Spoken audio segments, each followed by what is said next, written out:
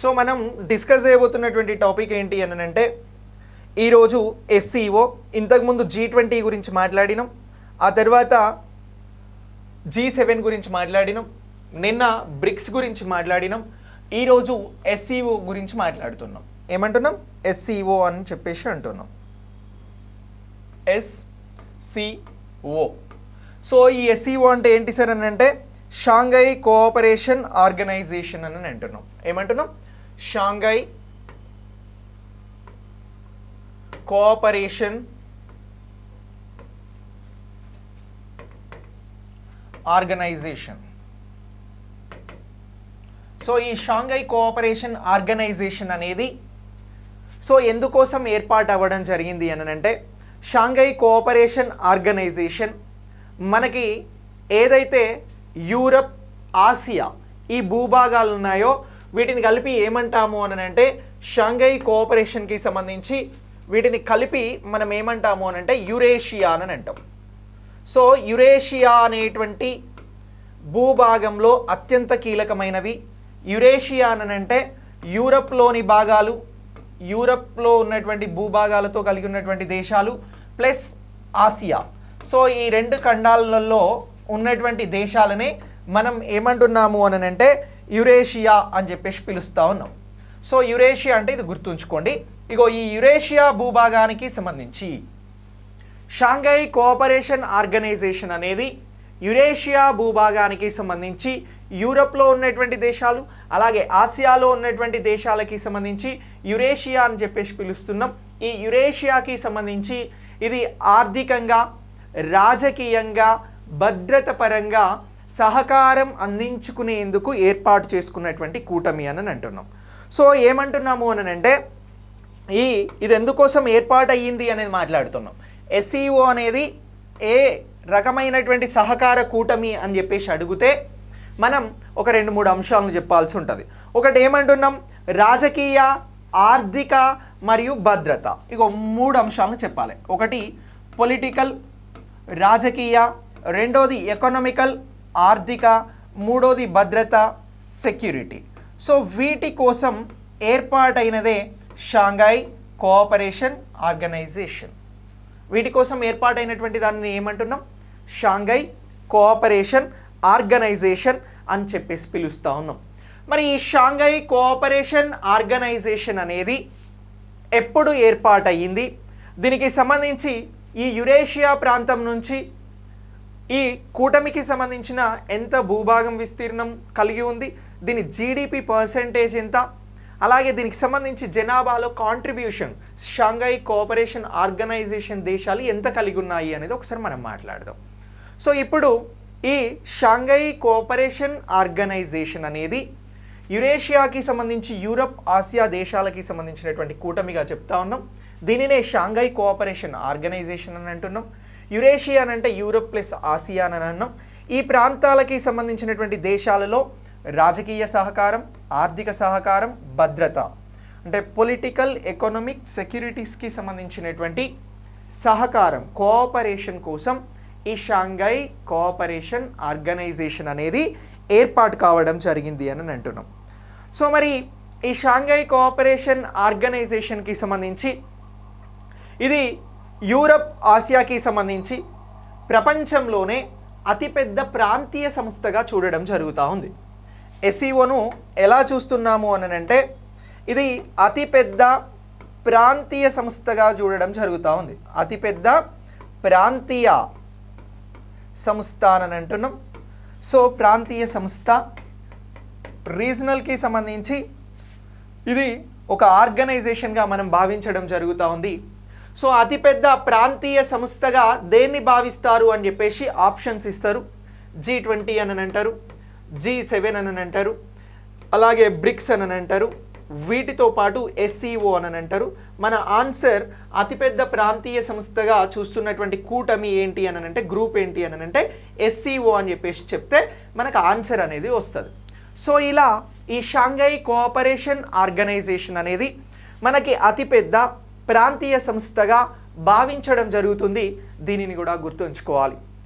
మరి మొత్తం ప్రపంచంలో ఈ కూటమికి సంబంధించి షాంఘై కోఆపరేషన్ ఆర్గనైజేషన్కి సంబంధించినటువంటి కూటమి పోషిస్తున్నటువంటి కీలక పాత్ర ఏంటి? జనాభా పరంగా, భూభాగం పరంగా, అలాగే జీడిపి పరంగా. సో ఇప్పుడు ఈ సంస్థకి సంబంధించి యురేషియా ప్రాంతంలో ఈ భూభాగాల విస్తీర్ణం ఎంత అని అంటే 60% అని అంటున్నామండి. సో ఈ ఎస్సీఓ భూభాగం పరంగా అంటే ఈ ఇందులో ఉన్నటువంటి సభ్య దేశాలకి సంబంధించి మాట్లాడతాం. ఇది 60% కాంట్రిబ్యూషన్ ఉంది భూభాగానికి సంబంధించి. జనాభా పరంగా ఎంత ఉంది సార్ అని అంటే 40% జనాభా, ప్రపంచ జనాభా ఎస్సీఓ గ్రూప్ దేశాలలో ఉన్నారు. ఇక నెక్స్ట్ ప్రపంచ జీడిపిలో ఈ ఎస్సీఓ దేశాలకి సంబంధించినటువంటి జీడిపి, స్థూల దేశోత్పత్తి జీడిపి అనేది 30% ఉందండి. ఇగో ఈ మూడింటిని కూడా గుర్తుంచుకోండి, స్టేట్మెంట్ లెవెల్లో అడుగుతారు. ఎస్సీఓకి సంబంధించి క్రింది వాటిని పరిగణించండి అని అంటారు. మనం ఇట్లా 3 స్టేట్మెంట్లు ఇస్తారు. ఈ 3 స్టేట్మెంట్స్ని కూడా సరైనవా కాదా అని చెప్పేసి గుర్తించాల్సి ఉంటుంది. సరైనవా కాదా అని చెప్పేసి గుర్తించాలి అని అంటే ఈ ఎస్సీఓలో సభ్య దేశాల గురించి ఇప్పుడు మనం మాట్లాడతాం. ఆ సభ్య దేశాలకి సంబంధించిన మొత్తం భూభాగాన్ని కలిపితే 60%, ప్రపంచ భూభాగంలో 60% భూభాగం ఈ ఎస్సీఓకి సంబంధించినటువంటి సభ్య దేశాలు కలిగి ఉన్నాయి. అందుకే దీనిని ఏమన్నాం? అతిపెద్ద ప్రాంతీయ సంస్థ అని అన్నాం. ఇక నెక్స్ట్ రెండోది రీజనల్ పరంగా చూసినప్పుడు అతిపెద్ద ప్రాంతీయ సంస్థ, ఎందుకనంటే భూభాగం పరంగా 60% ఈ దేశాలు కలిగి ఉన్నాయి. ప్రపంచ జనాభాలో మొత్తం జనాభా ఎస్సీఓకి సంబంధించినటువంటి జనాభా ఎంత ఉంది అని అంటే ఎస్సీఓ దేశాల నుంచి, సభ్య దేశాల నుంచి 40% ఉంది. ఇది కూడా ఇంపార్టెంట్. ఇక నెక్స్ట్ జీడిపి పరంగా ఈ ఎస్సీఓలో మొత్తం 9 సభ్య దేశాలు ఇప్పుడు మనకు కనబడతాయి.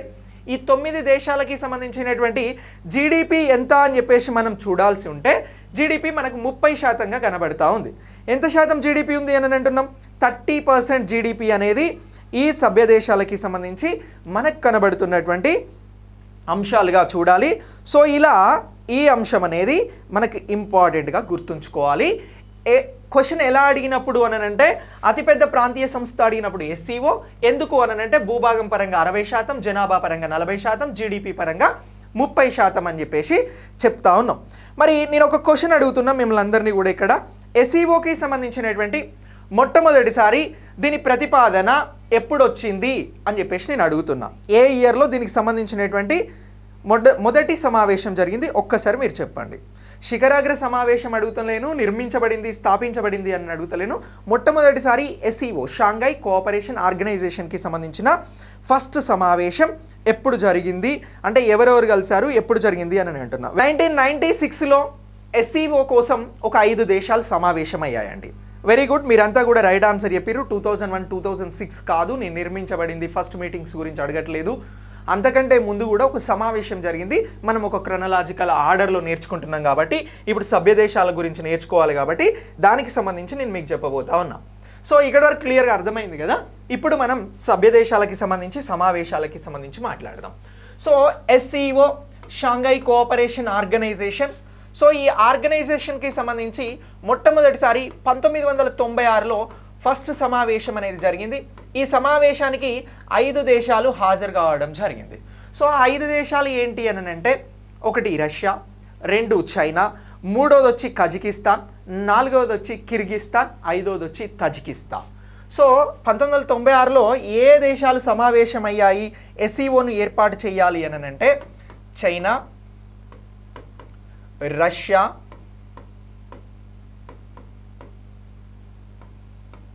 కజకిస్తాన్, ఈ 9 దేశాలు ఉంటాయి సభ్య దేశాలు. వాటినన్నింటినీ కూడా ఈజీగా గుర్తుంచుకునేలా నేను చెప్తా. క్వశ్చన్ ఫ్రేమింగ్స్ కూడా చేద్దాం. 5వది తజికిస్తాన్. సో ఇలా ఈ 5 దేశాలు 1996లో మొదటిసారి సమావేశమై ఒక గ్రూప్ని ఏర్పాటు చేసుకోవాలి అని అనుకున్నాయి. ఆ నేపథ్యంలోనే 1996 తర్వాత ఎస్సీఓ అనేది నిర్మించబడడం జరిగింది. సో ఇప్పుడు ఎస్సీఓ అనేది ఎప్పుడు నిర్మించబడింది అని అన్నప్పుడు సో దీనికి సంబంధించి మనం 2021 అని చెప్పేసి 2001 అని చెప్తాం. సో ఇప్పుడు దీని నిర్మాణం గురించి మాట్లాడుతున్నాం. నిర్మాణం ఎప్పుడు జరిగింది? ఎస్సీఓకి సంబంధించినటువంటి నిర్మాణం. సో ఎస్సీఓ నిర్మాణం అనేది మనకు ఎప్పుడు కనబడతా ఉంది అని అంటే ఎస్సీఓ నిర్మాణం 2001 ఏ మంత్ అని అంటే జూన్ 15న ఏర్పాటైంది అని అంటున్నాం. ఎప్పుడు ఏర్పాటైంది? ఇది జూన్ 15న దీని నిర్మాణం అనేది జరిగింది. అంటే ఎస్సీఓకి సంబంధించినటువంటి నిర్మాణం ఎప్పుడు జరిగింది, సో దీని నిర్మాణానికి సంబంధించినటువంటి అంశాలను చెప్పండి అని అంటే మనం 2001 జూన్ 15న. ఎస్సీఓ నిర్మాణం కంటే ముందు సమావేశం ఎప్పుడు జరిగింది అని అంటే 1996న. ఏ దేశాల మధ్యన జరిగింది అని అంటే China, Russia, Kazakhstan, Kyrgyzstan, Tajikistan మధ్యన ఈ సమావేశం అనేది జరిగింది అని చెప్పాల్సి ఉంటుంది. వీరు అనుకున్నారు ఒక గ్రూప్ని ఫామ్ చేయాలి అని అనుకున్నారు. అదే షాంఘై కోఆపరేషన్కి సంబంధించినటువంటి నిర్మాణం కోసం 2001 జూన్ 15న దీనిని నిర్మిస్తున్నట్లు ప్రకటించడం జరిగింది అని అంటున్నాం. సో మరి దీన్ని నిర్మించిన తర్వాత మళ్ళీ ఒక చార్టర్ అనేది వీరు ప్రిపేర్ చేసుకోవడం జరిగింది. లైక్ ఒక పత్రాన్ని వీరు డిజైన్ చేసుకొని దానిపైన సంతకాలు చేసింది ఎప్పుడు అని అంటారు. సో ఇది కూడా ఇంపార్టెంట్ క్వశ్చన్ అనేది. చాలా డెప్త్ అడగాలనుకున్నప్పుడు ఎస్సీఓని పరిగణించండి అని క్వశ్చన్. సో ఇప్పుడు దీని మొదటి సమావేశం అనేది నిర్మాణం కంటే ముందు 1996లో జరిగింది అని అంటాడు. వాస్తవమే, ఇప్పుడు తెలుసుకున్నాం. సో ఇప్పుడు రెండో స్టేట్మెంట్ ఏమి ఇస్తాడు? 2001 జూన్ 15న దీని నిర్మాణం జరిగింది అని అంటాడు. ఇది కూడా వాస్తవమే. మరి చార్టర్పై సంతకం చేసింది ఎప్పుడో కూడా తెలియాలి. సో ఇప్పుడు 2001 తర్వాత 2002లో చార్టర్పై సంతకం చేయడం జరిగింది. సార్ ఈ చార్టర్పై ఎప్పుడు సంతకం చేశారు సార్ వీళ్ళు అని అంటే జూలై 7న చార్టర్పై సంతకం చేయడం జరిగింది. 2002 జూలై 7న చార్టర్పై సంతకం. ఏ చార్టర్? ఎస్సీఓకి సంబంధించినటువంటి పత్రంపై సంతకం చేయడం జరిగింది. చార్టర్పై సంతకం అనేది జరిగింది. ఎందుకు జరుగుతుంది సార్ ఈ సంతకం అని అంటే మనం ఒక గ్రూప్ని ఏర్పాటు చేసుకుంటున్నాం. దాని పేరే షాంఘై కోఆపరేషన్ ఆర్గనైజేషన్. ఈ గ్రూప్కి సంబంధించి రాజకీయంగా, ఆర్థికంగా, భద్రత పరంగా మనం ఒకరికి ఒకరం సహకరించుకొని మనం అభివృద్ధి సాధించాలి అని చెప్పేదే ఈ చార్టర్. సో ఈ చార్టర్పై ఎప్పుడు సంతకం చేయడం జరిగింది? ఎస్సీఓకి సంబంధించినటువంటి చార్టర్ అని చెప్పేసి అడిగితే మనం ఈ అంశాన్ని క్లియర్గా గుర్తించాల్సి ఉంటుంది. ఇది చార్టర్కి సంబంధించింది. ఓకేనా? సో మరి ఇలా చార్టర్పై సంతకం చేసిన తర్వాత ఇది ఎప్పుడు అమల్లోకి వచ్చింది అని నేను అడుగుతున్నా. సో ఇది ఎప్పుడు అమల్లోకి వచ్చింది అని అంటే 2003. మీరు చెప్పిన ఆన్సర్ రైట్. 2003లో ఇది అమల్లోకి రావడం జరిగింది అనేటువంటి అంశాన్ని గుర్తుంచుకోవాలి. ఎప్పుడు అని అంటున్నాం? 2003 ఏ రోజున అమల్లోకి వచ్చింది అని అంటే సెప్టెంబర్ 19న అమల్లోకి రావడం జరిగింది. ఎప్పుడు అని అంటున్నాం? సెప్టెంబర్ 19న ఇది అమలులోకి రావడం జరిగింది. అమలు. ఇప్పుడు చూడండి. సో ఎస్సీఓకి సంబంధించినటువంటి అంశాలను పరిగణించండి అని 4 స్టేట్మెంట్స్ ఫ్రేమ్ చేస్తున్నాం మనం. ఇది స్టేట్మెంట్ నెంబర్ 1. ఎస్సీఓ ఏర్పాటు 1996లో 5 దేశాల మధ్యన సమావేశం జరిగింది అనేది స్టేట్మెంట్ నెంబర్ 1. స్టేట్మెంట్ నెంబర్ 2 వచ్చి ఎస్సీఓ నిర్మాణం కోసం నిర్మాణాన్ని ప్రకటించింది ఎప్పుడు అని అంటే దీని నిర్మాణం జరిగింది ఎప్పుడు అని అంటే 2001 జూన్ 15 అని అంటున్నాం. Statement number 2. Statement number 3 2002 July 7న చార్టర్పై సంతకాలు చేశాయి అని అంటున్నాం. స్టేట్మెంట్ నెంబర్ 4 వచ్చి 2003 సెప్టెంబర్ 19న ఇది అమల్లోకి వచ్చింది అని అంటున్నాం. ఇప్పుడు చెప్పండి, స్టేట్మెంట్ లెవెల్లో ఎస్సీఓ మీద, దీని ఫార్మేషన్ మీద, దీని నిర్మాణం మీద, స్ట్రక్చర్ మీద క్వశ్చన్ అడిగితే మనం మిస్ అవుతామా? కామ్. సో ఇలా మనం స్టేట్మెంట్ లెవెల్లో కాంటెంట్ని నేర్చుకోవడం జరుగుతూ ఉంది. సో ఇలా ఇస్తున్నటువంటి ఈ స్టేట్మెంట్కి సంబంధించినటువంటి అంశాలపైనే క్వశ్చన్స్ ఉంటాయి గ్రూప్స్కి సంబంధించి. సో ఎందుకు అని అంటే టీఎస్పీఎస్సీ పరీక్ష విధానాన్ని మార్చింది కాబట్టి. ఓకేనా? సో ఇలా ఈ నిర్మాణం అనేది జరిగింది, చార్టర్పై సంతకాలు జరిగినాయి. సో తర్వాత అది అమల్లోకి వచ్చింది. అదే షాంఘై కోఆపరేషన్ ఆర్గనైజేషన్. ఇప్పుడు షాంఘై కోఆపరేషన్ ఆర్గనైజేషన్లో సభ్య దేశాలు ఎన్ని అని అంటే 9 అని మీరు చెప్పారు. ఇటీవల జాయిన్ అయినటువంటి దేశం ఏంటి అని అంటే ఇరాన్ అని కూడా మీరు చెప్పడం జరిగింది. వీటిని ఎలా గుర్తుంచుకోవాలి అనేది ఒక చిన్న ఎక్సర్సైజ్ చేద్దాం. నేను చిన్న కోడ్ చెప్తా. కోడ్ ఏం కాదు, మీకు తెలిసిన విషయమే. ఎస్సీఓ సభ్య దేశాలు అని అంటున్నాం. ఏమంటున్నాం? Member countries. సభ్య దేశాలు, ఎస్సీఓకి సంబంధించినటువంటి సభ్య దేశాలు. సో ఇప్పుడు మనం మెంబర్ కంట్రీస్ గురించి మాట్లాడుతున్నాం. మెంబర్ కంట్రీస్కి సంబంధించి ఏ ఏ దేశాలు ఉన్నాయి అనేది మనం ఇక్కడ ఒక్కసారి అబ్జర్వ్ చేస్తే మొత్తం 9 దేశాలు 2 లెటర్స్తో మన తెలుగు అక్షరాలలో 2 పదాలతో 2 దేశాలు ఉంటాయండి. ఒకటి చైనా, రెండవది వచ్చి రష్యా. ఓకేనా? ఇక నెక్స్ట్ ఇవి 2 అక్షరాలకి సంబంధించిన పదాలు అని అంటున్నాం. మూడవ దేశం వచ్చి 3 అక్షరాలతో 2 దేశాలు ఉంటాయండి. ఒకటి ఏంటి అని అంటే భారత్, మనం ఇది 3 అక్షరాలుగా పరిగణించడం జరుగుతూ ఉంది. నెక్స్ట్ ఇటీవల చేరినటువంటి ఇరాన్. సో ఇవి 3 వర్డ్స్ తోటి 3 అక్షరాలతోటి ఉన్నటువంటి పేర్లు. మరొక 5 దేశాలు ఇస్తాన్ అనేటువంటి పేరుతో ఉంటాయి. ఏమంటున్నాం? ఇస్తాన్ అనేటువంటి పేరుతో ఉంటాయి. ఐదోది వచ్చి కజకిస్తాన్, అంటే లాస్ట్ ఎండింగ్ పదాలు వచ్చి స్థాన్ అనేటువంటి పేరుతో ఉంటాయి. ఒకటి ఏమంటున్నాము అని అంటే ఐదోది వచ్చి కజకిస్తాన్. ఏమి ఇది పోయింది? కజకిస్తాన్. ఇక ఆరవది వచ్చి కిర్గిస్తాన్.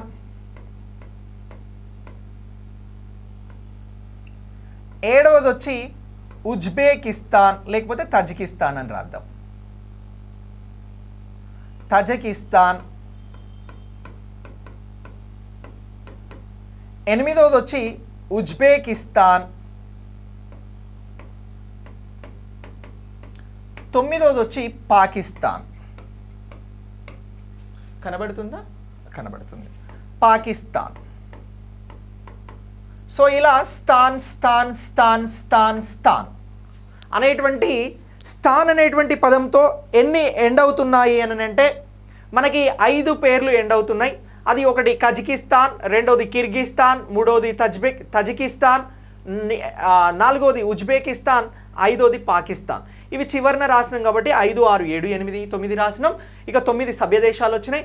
2 సింగిల్ లెటర్ 2 లెటర్స్ తోటి ఉన్నాయి. ఒకటి చైనా, రెండవది రష్యా, మూడవది భారత్ 3 లెటర్స్తో ఉంది. అలాగే ఇరాన్ కూడా 3 లెటర్స్తో ఉన్నాయి. సో ఇలా మొత్తం 9 దేశాలు మనకి ఎక్కడ కనబడతా ఉన్నాయి అని అంటే ఈ ఎస్సీఓకి సంబంధించినటువంటి సభ్య దేశాలుగా కనిపించడం జరుగుతూ ఉంది.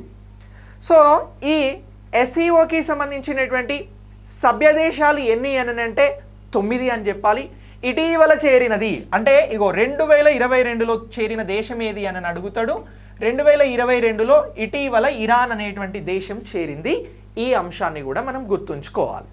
ఇప్పుడు ఈ 9 సభ్య దేశాలలో భారత్ అనేది కూడా ఒక మెంబర్ కంట్రీ. మన దేశం అనేది మెంబర్ కంట్రీ. మరి భారతదేశం ఎప్పటి నుంచి ఈ షాంఘై కోఆపరేషన్ ఆర్గనైజేషన్లో అతిథి దేశంగా కొనసాగింది? సో షాంఘై కోఆపరేషన్ ఆర్గనైజేషన్కి సంబంధించి భారత్ అనేది ఎప్పటి నుంచి అతిథి దేశంగా కొనసాగింది? క్వశ్చన్ ప్రాపర్గా వినండి.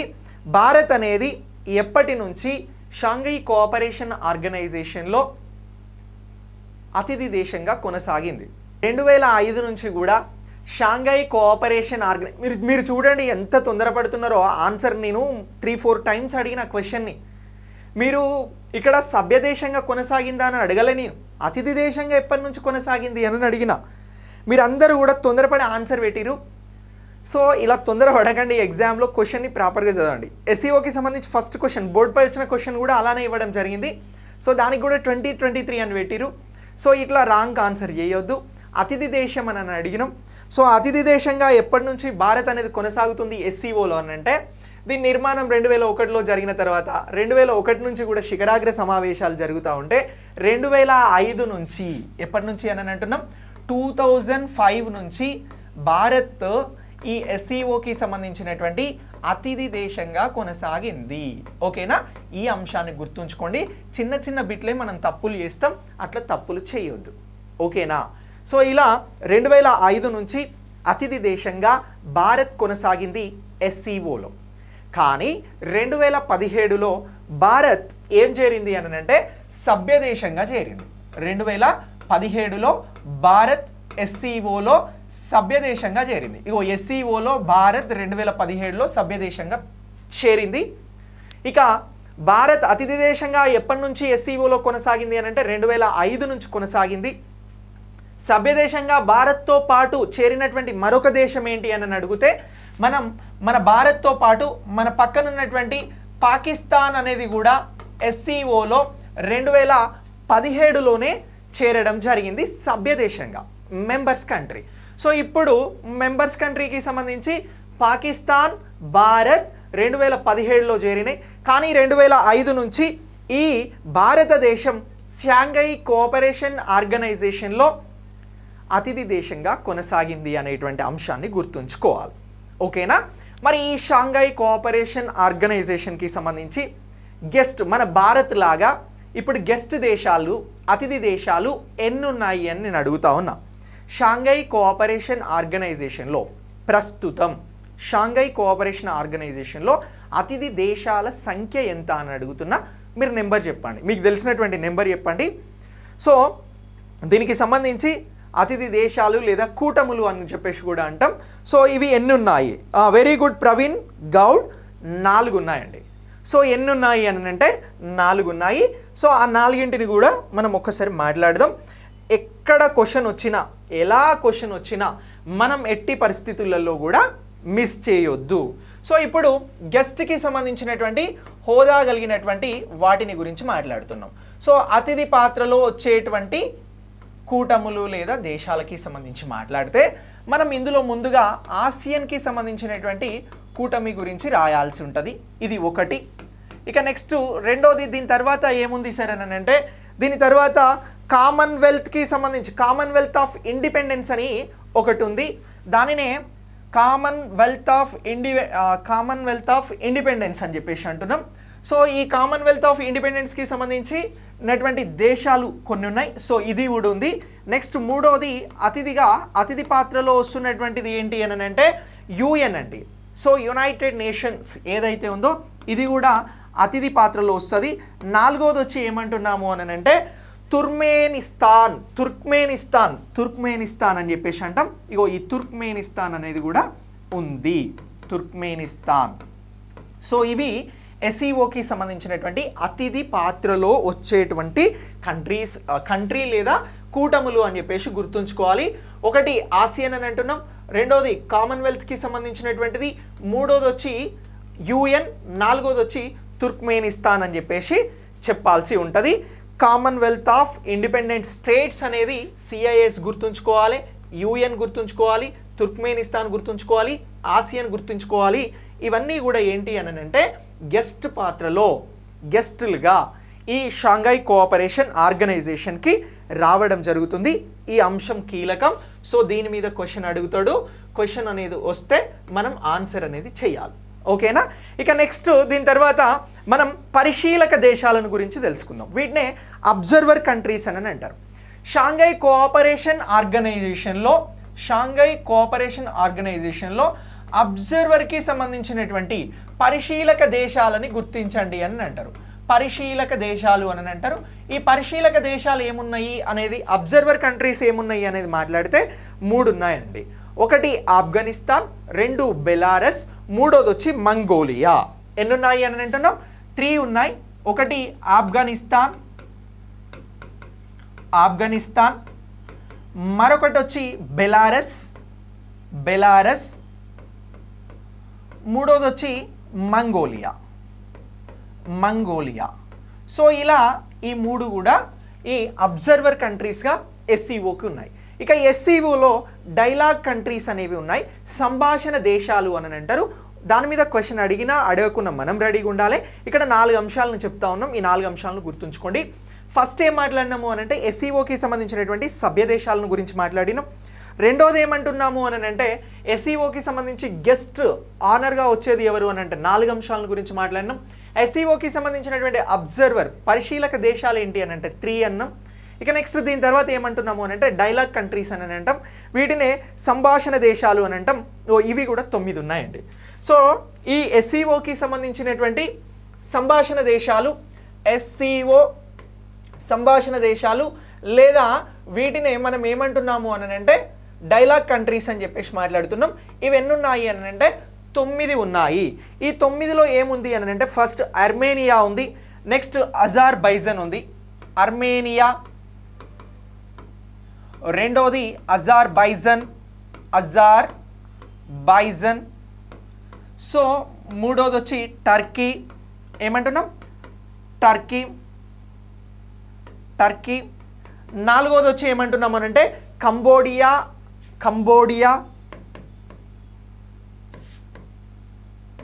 నెక్స్ట్ ఐదోది వచ్చి ఈజిప్ట్, ఆరోది Nepal, next Qatar, 7 Qatar, 8 Saudi Arabia, 9 Sri Lanka. So ఇలా ఇవి సంభాషణ దేశాలు ఎస్సీఓకి సంబంధించి. సో ఎస్సీఓకి సంబంధించి 4 అంశాల గురించి చెప్పడం జరిగింది. ఎస్సీఓ అనేది మనకి సంభాషణ దేశాలుగా 9ంటిని కలిగి ఉంది. Armenia, Azerbaijan, Turkey, Cambodia, Egypt, Nepal, Qatar, Saudi Arabia, Sri Lanka. Just అడిగితే ఇలా అడగొచ్చు, 9 దేశాల గురించి అడగకపోవడానికి ఛాన్స్ ఎక్కువ. ఎన్ని సంభాషణ దేశాలు అని అంటాడు? 9. సో నెక్స్ట్ ఈ దీనికి సంబంధించి గెస్ట్ కంట్రీస్ ఎన్ని అంటాడు? గెస్ట్కి సంబంధించిన హోదాలు ఎన్ని ఉన్నాయంటే కూటములు దేశాలు కలిపి 4 ఉన్నాయి. ఒకటి ఆసియన్ కూటమి, రెండోది కామన్వెల్త్ ఇండిపెండెంట్ స్టేట్స్, అలాగే యునైటెడ్ నేషన్స్, తుర్క్మెనిస్తాన్. సో ఈ 4. అలాగే ఎస్సీఓకి సంబంధించి అబ్జర్వర్ హోదాలో ఆఫ్ఘనిస్తాన్, బెలారస్, మంగోలియా. ఇక నెక్స్ట్ ఈ ఎస్సీఓకి సంబంధించినటువంటి సభ్య దేశాలు ఎన్ని అని అంటే మళ్ళీ 9. ఇందులో China, Russia, Bharat, Iran, Kazakhstan, Kyrgyzstan, Uzbekistan, Tajikistan, Pakistan. So ఇలా ఈ దేశాలను గురించి మనం చాలా క్లియర్గా గుర్తుంచుకోవాల్సి ఉంటుంది. ఇలా ఈ దేశాలకి సంబంధించినటువంటి అంశాలను గురించి ఏమైనా ఇన్డెప్త్గా అడిగినప్పుడు మనకి ఇది ఉపయోగపడేటువంటి అంశంగా గుర్తుంచుకోవాలి. మరి ఈ ఎస్సీఓకి సంబంధించినటువంటి ప్రధాన కార్యాలయం ఎక్కడ ఉన్నది? ఎస్సీఓకి సంబంధించినటువంటి ప్రధాన కార్యాలయం ఎక్కడ ఉన్నది? సంభాషణ దేశాలు అంటే ఏమిటి అని అంటే కొన్ని ప్రత్యేకమైనటువంటి అంశాలను గురించి చర్చలు జరపాల్సి వచ్చినప్పుడు డైలాగ్ కంట్రీస్ అని అంటాం. సో ఆ దేశాలను పోగేసుకొని ఆ దేశాలతో కలిపి డైలాగ్ మీటింగ్స్ అనేవి జరుపుతాయి. సో అలా అందులో ఈ దేశాలకి ప్రాధాన్యత ఉంటుంది. సో ఇది సంభాషణ దేశాలకి సంబంధించి. వెరీ గుడ్, చాలామంది రైట్ ఆన్సర్ చెప్పారు, కొద్దిమంది రాంగ్ ఆన్సర్ చెప్పారు. సో దీనికి సంబంధించినటువంటి ప్రధాన కార్యాలయం ఎక్కడ ఉంది? ఎస్సీఓ ప్రధాన కార్యాలయం అని అంటే ప్రధాన కార్యాలయం మనకి ఎక్కడ కనబడుతుంది అని అంటే చైనాలో ఉంది. చైనాలో ఎక్కడుంది అని అంటే బీజింగ్లో ఉందండి. షాంఘైలో కాదు, బీజింగ్లో ఉంది.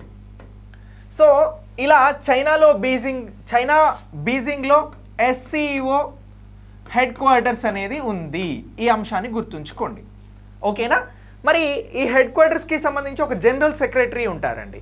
సో ప్రస్తుతం ఎస్సీఓకి సంబంధించినటువంటి జనరల్ సెక్రటరీగా ఎవరున్నారు అని అంటే జాంగ్ మింగ్ అనే అతను ఉన్నారు. సో ఎస్సీఓ జనరల్ సెక్రటరీ అని అంటున్నాం. ఈ జనరల్ సెక్రటరీగా ఎవరున్నారు అని అంటే జాంగ్ మింగ్.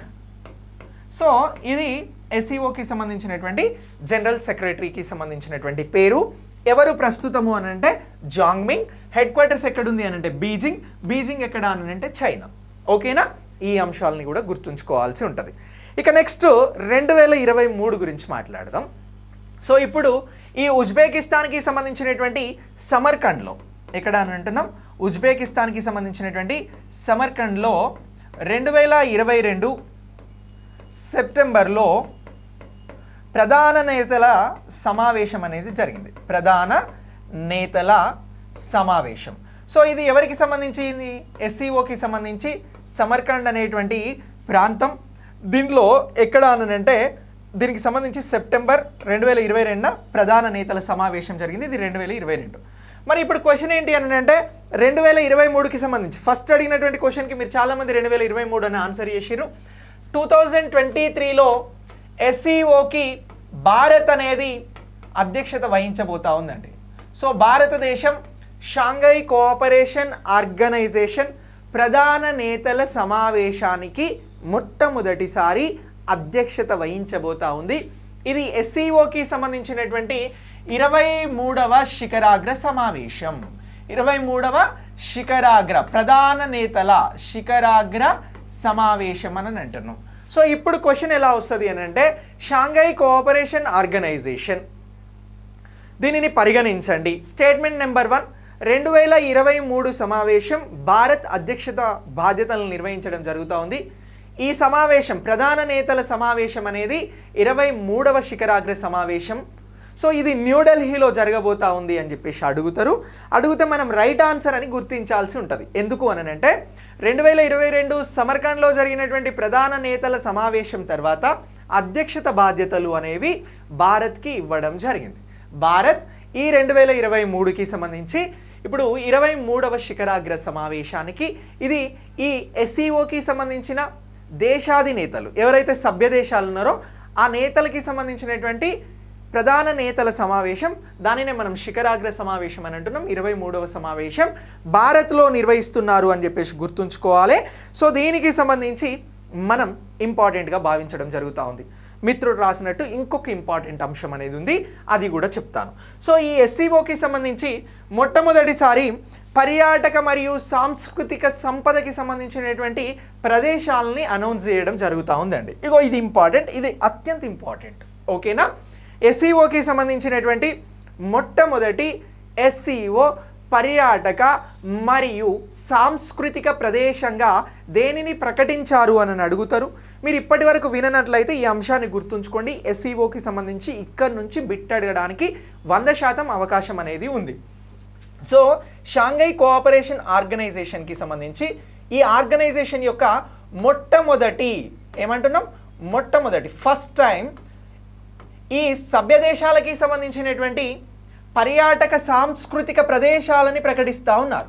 పర్యాటక మరియు సాంస్కృతిక, సో ఈ సాంస్కృతిక ప్రదేశాలను ప్రకటించడం జరుగుతూ ఉంది. మరి ఈ సాంస్కృతిక ప్రదేశాలకి సంబంధించి వేటిని ప్రకటించారు, దేనిని ప్రకటించారు మొట్టమొదటిసారి SCOకి సంబంధించి అని అడిగితే మనం వారణాసి ఏదైతే ఉందో దానిని గుర్తించాల్సి ఉంటుంది. ఇగో వారణాసి, ఇది ఎక్కడుంది? వారణాసి మన భారతదేశంలోనే ఉంది కదా. సో వారణాసికి మరొక పేరేమి? ఒక్కసారి మీరు ఆన్సర్ చేయండి. వారణాసికి మరొక పేరు ఏమి? వారణాసి అనే దానిని SCO మొట్టమొదటి పర్యాటక మరియు సాంస్కృతిక ప్రదేశాలకి సంబంధించినటువంటి సైట్గా గుర్తించడం జరిగింది, అదే వారణాసి. ఇది భారతదేశం నుంచి ఎంపిక కావడం జరిగింది. వారణాసికి మరొక పేరు ఏమిటి అని అంటే అందరూ కూడా కాశీ అని అంటున్నారు. Very good. Banaras, temple city. సరే, వారణాసిని ఏ రాజధాని అని పిలుస్తారు? సో ఇప్పుడు ఈ SCOకి సంబంధించినటువంటి మొట్టమొదటి పర్యాటక మరియు సాంస్కృతిక ప్రదేశాలకి సంబంధించినటువంటి ఫస్ట్ సైట్ని ఏది గుర్తించారు అని అంటే వారణాసి. వారణాసి అనేది SCOకి సంబంధించి మొట్టమొదటి సాంస్కృతిక పర్యాటక సైట్గా గుర్తించడం జరిగింది. సో దీనికి సంబంధించి వారణాసిని మనం ఏమంటాము అని అంటే ఆధ్యాత్మిక రాజధాని అని అంటామండి. నేను ఏ రాజధాని అని అడిగినా ఆధ్యాత్మిక రాజధాని అని చెప్పేసి అంటారు. ఇక మీరు అన్నటువంటి అన్ని పేర్లతో కూడా దీన్ని పిలవడం జరుగుతుంది. ఇదే వారణాసి.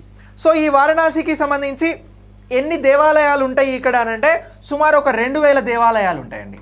2000 దేవాలయాలు ఉంటాయి. అందుకే దీన్ని మీరు అన్నట్టు టెంపుల్ సిటీ అని అంటారు.